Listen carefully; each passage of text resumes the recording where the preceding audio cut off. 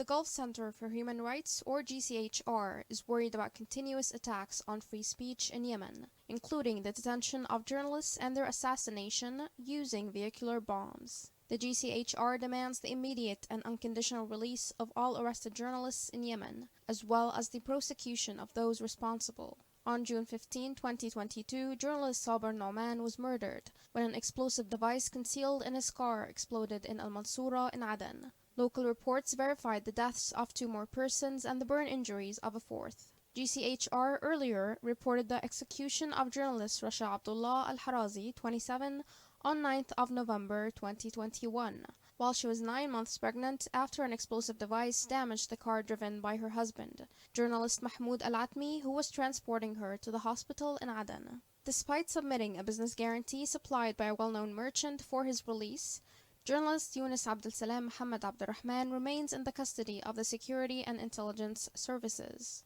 Abdurrahman was apprehended after going for a stroll on the evening of August 4, 2021. On September 28, the defense team in charge of his case discovered him to be extremely exhausted after spending more than 80 days in a solitary cell.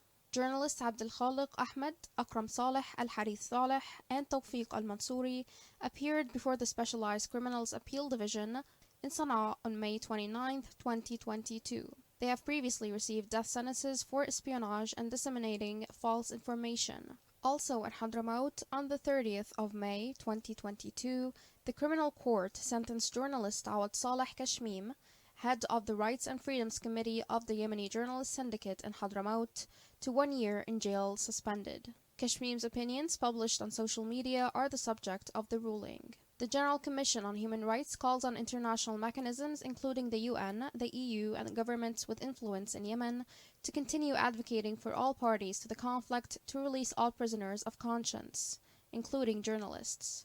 Those bodies must emphasize